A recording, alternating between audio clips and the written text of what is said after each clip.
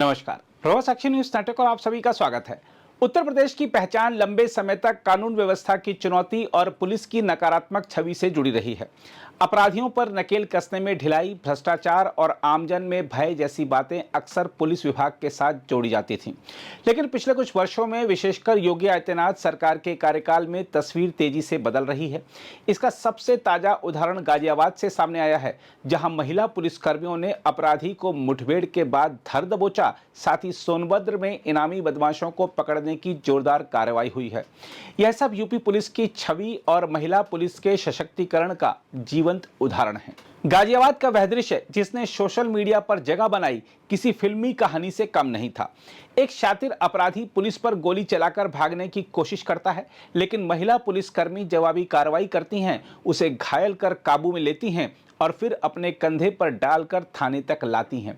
आरोपी बार बार रोता है, माफी मांगता है और यह स्वीकार करता है कि उसने बचने के लिए गोली चलाई थी। यह दृश्य अपराधियों के मन में न केवल पुलिस का बल्कि विशेषकर महिला पुलिस का भय स्थापित करने वाला है। देखा जाए तो महिला पुलिस की यह सशक्त उपस्थिति योगी सरकार की उन नीतियों का परिणाम है जो महिला शक्ति को केवल नारों तक सीमित नहीं रखना चाहती। महिला शक्ति मिशन और पुलिस तंत्र में महिलाओं की सक्रिय भागीदारी को बढ़ावा देने वाले कदमों ने अब वास्तविक जमीन पर असर दिखाना शुरू कर दिया है। कभी समाज में यह धारणा बनी रहती थी कि महिला पुलिसकर्मी केवल औपचारिक ड्यूटी या नरम जिम्मेदारियों के लिए होती हैं, लेकिन अब हालात बदल रहे हैं। गाजियाबाद की मुठभेड़ ने यह मिथक तोड़ दिया है कि महिला पुलिस अपराधियों का सामना नहीं कर सकती। इसी तरह सोनभद्र की कार्रवाई भी उतनी ही महत्वपूर्ण है। यहां पुलिस और एसओजी की टीम ने इनामी अपराधियों को मुठभेड़ में धर दबोचा। यह दर्शाता है कि यूपी पुलिस अब अपराधियों के पीछे सिर्फ भागती नहीं है, बल्कि उन्हें धराशायी कर देती है। अपराधियों के पास से हथियार और कारतूस बरामद होना बताता है कि वह कितने खतरनाक थे, लेकिन कानून की पकड़ और पुलिस की मुस्तैदी के आगे उनका खेल ज्यादा देर तक नहीं चला।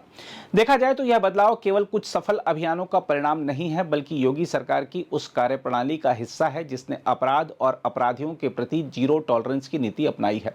सरकार ने पुलिस बल में सुधार, तकनीक का इस्तेमाल, आधुनिक हथियार और प्रशिक्षण तथा महिला पुलिस को हर स्तर पर अवसर देने पर जोर दिया। नतीजा यह हुआ कि अब पुलिस की छवि भय और भ्रष्टाचार से निकलकर भरोसे और ताकत की ओर बढ़ रही है। महिला पुलिस का सशक्त होना विशेष उल्लेखनीय है। यह केवल कानून व्यवस्था की मजबूती का सवाल नहीं है, बल्कि समाज में महिलाओं के आत्मविश्वास से भी जुड़ा है। जब महिलाएं देखती हैं कि उनकी ही जैसी पुलिसकर्मी अपराधियों को घसीटकर थाने तक ला रही है, तो उनके भीतर भी साहस और आत्मविश्वास का संचार होता है।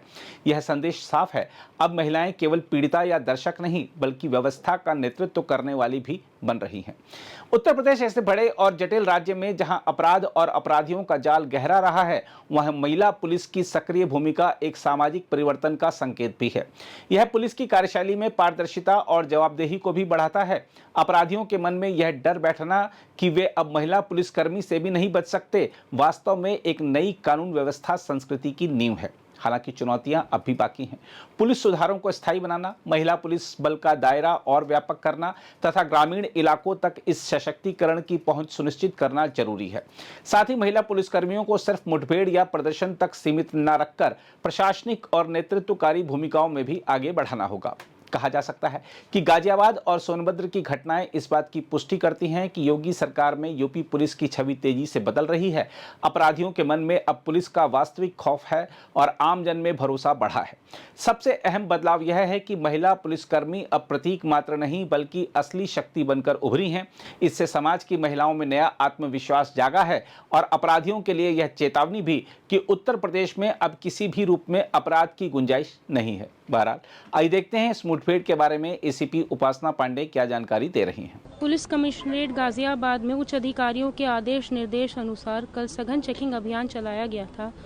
मिशन शक्ति के अंतर्गत महिला पुलिस टीम द्वारा, जिसमें महिला एसओ लीड कर रही थीं, लोहिया चौकी कट के सामने बैरियर लगाकर चेकिंग कर रही थीं। उसी दौरान एक व्यक्ति वाहन सवार मेरठ रोड की तरफ से आ रहा था। उसे महिला पुलिस टीम द्वारा रुकने के लिए इशारा किया गया।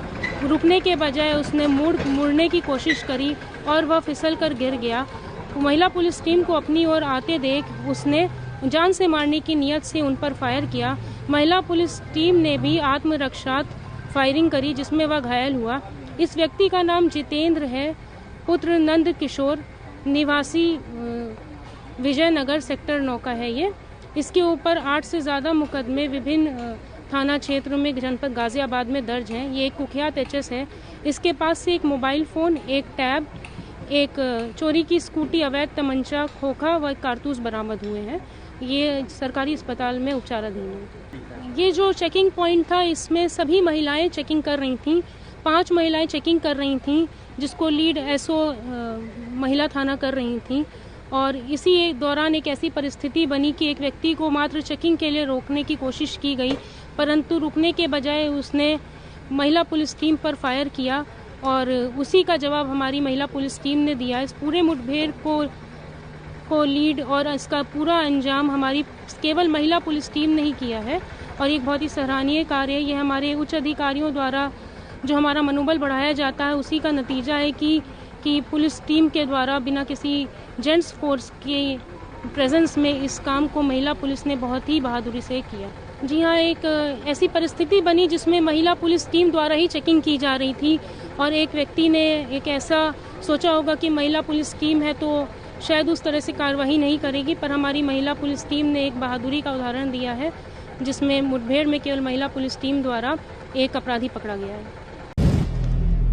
अगर आप भी लेना चाहते हैं देश दुनिया की तमाम जानकारी तो आज ही सब्सक्राइब करें हमारे चैनल को।